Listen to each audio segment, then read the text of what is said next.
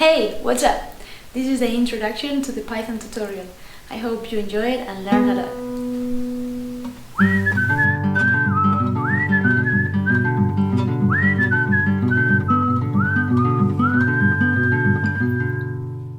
Hey, what's up everybody? Hello world. Another Python tutorial just coming to you. My name is Erica Quallen. And today I will be going over some arithmetic operations. What else?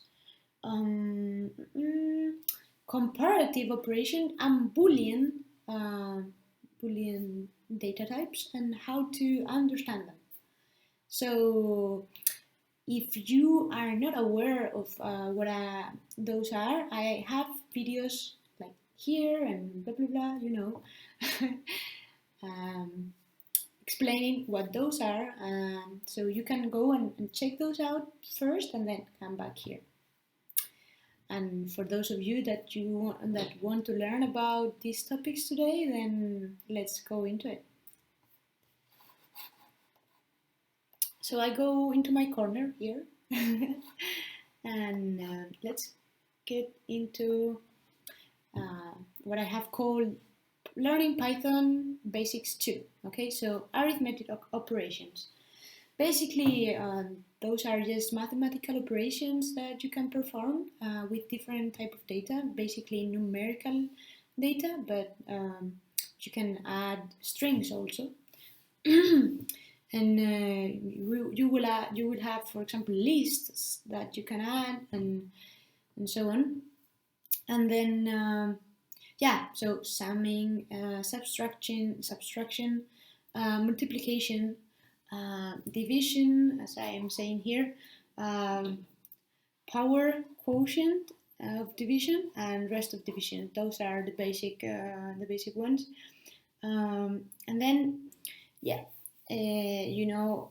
for those that know and for those that don't, in mathematics there are some rules for performing operations. So they are commutative, associative, distributive, and the parentheses.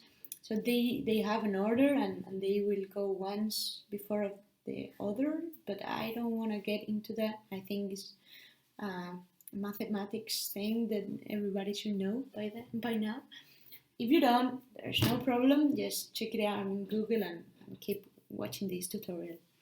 For more complex operations, then we can import libraries. So the library math that will give us the opportunity to perform more complex operations such as the square root, such as the sine, the cosine, the absolute value, the integral, and all those. There is a thing that we should know, that this library will only operate in the real domain. So if you are working with complex numbers, then the library that you have to import is import CMath. Okay, these will allow you to perform, for example, square root of -1. Print CMath math. Oh, what's going on with me? Square root of -1. There you have it. So you will not get an error. If I was doing it with just math, I will possibly get an error, and it will say math domain error. So it's out of the domain of this library. Okay. Divided by 0 basically is the most common error here, and I can explain later on in further tutorials how to avoid this error. But for now, let's not divide by 0. If you really want me to do a tutorial on how to avoid errors by divided by 0, please comment on the section of the comments, whatever, and I will do it, and give me a thumbs up also, and I will understand that you want. uh, a video on avoiding the division by 0. Yeah, just to come, I wanted to mention also the operations, the comparative operations, right? And those are the ones that we can perform with the symbols for equality, inequality, bigger than, and smaller than. These are logical operators. So please, yeah, remind those or try to remember those and how those function. But basically, um, they will give equal or true or false. That's how these will work, right? So equal double sign for making those assignments equal, and if they are not, then we'll print a false. If this was BBB, then it would print the false, but if this is BBB then it's true. But be aware that if we add a space, then it's not equal anymore. Also, doing the equality of an integer and a float, it will give you true because it's the same number. Here we're doing comparison of two numbers, and both are integers, and it will show 45 is bigger than 23, true, then perfect.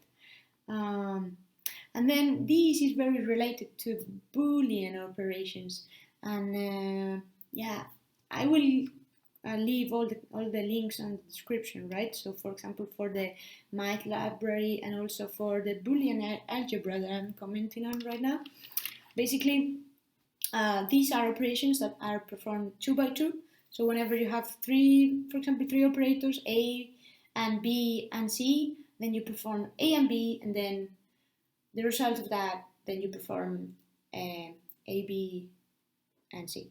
Okay, I don't know if I explained myself correctly, but yeah, please go and check these out. This Wikipedia link is very, very self-explanatory, and it's very basic. So this is something we need to know to keep coding with Python.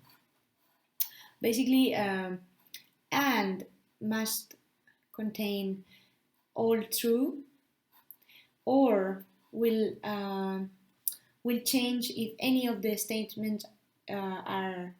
So if any of the statements are true, then it will be true. Otherwise, it will be false, right? It must be all false to be false. If there is a true, then it will be true.